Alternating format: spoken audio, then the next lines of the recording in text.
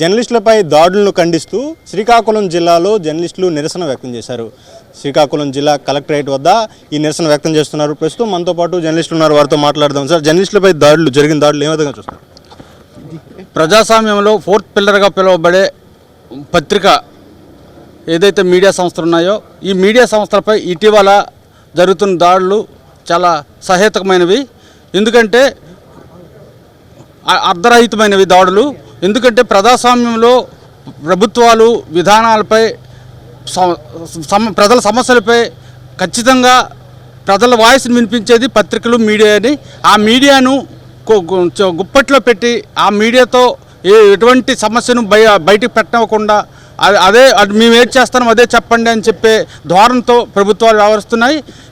ఇలాంటి వ్యవహారం వల్ల మీడియా పూర్తిగా స్వేచ్ఛ కోల్పోతుంది. ఈ అందులో భాగంగానే మీడియాపై ఏదో ఒక చోట ప్రతిరోజు దాడులు జరుగుతున్నాయి. ఈ దాడులను ప్రజాస్వామ్యవాదులు, ప్రజా సంఘాలు అందరూ వ్యతిరేకించాలి, ఖండించాలి. ఇదే పరిస్థితి జరిగితే రానున్న రోజుల్లో రాష్ట్ర వ్యాప్తంగా అన్ని మీడియాలతో కలిసి అన్ని సంఘాలతో కలిపి ప్రభుత్వానికి వ్యతిరేకంగా పోరాటం చేయడానికి ఉద్యమిస్తామని జర్నలిస్ట్ సంఘ ప్రతినిధిగా నేను చెప్తున్నాను. ప్రజల తరపున పోరాడే జర్నలిస్టులపై ఇలాంటి దాడులు జరుగుతున్నాయి. ఈ దాడులు ఏ విధంగా చూస్తారు?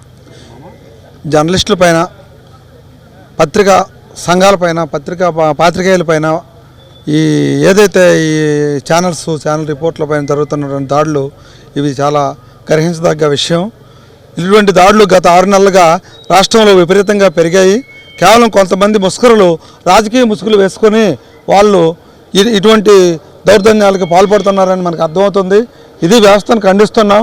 జర్నలిస్ట్ సంఘాలు ఏకఖండంతో, ముక్తఖండంతో అందరూ ఇటువంటి దాడులు జరగకుండా, పునరావృతం కాకుండా ఉండాలని మేము కోరుతున్నాం.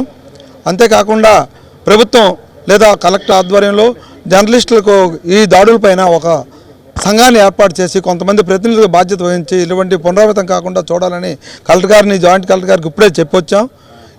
ఇలాంటి మనకు అవసరం. ఇప్పుడు జర్నలిస్ట్ అంతా ఐక్యతగా ఉండవలసినటువంటి అవసరం వచ్చింది.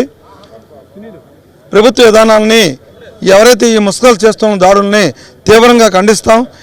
ఇలాంటి పునరావృతం అయితే మరింత ఉధృతం చేయడానికి అన్ని సంఘాలు, ప్రజా సంఘాలు, ప్రజల్ని, విద్యార్థుల్ని అందరినీ కలుపుకుంటూ పెద్ద ఎత్తున ఉద్యమాన్ని తీసుకురావడానికి రెడీగా ఉన్నామని తెలియజేస్తున్నాం.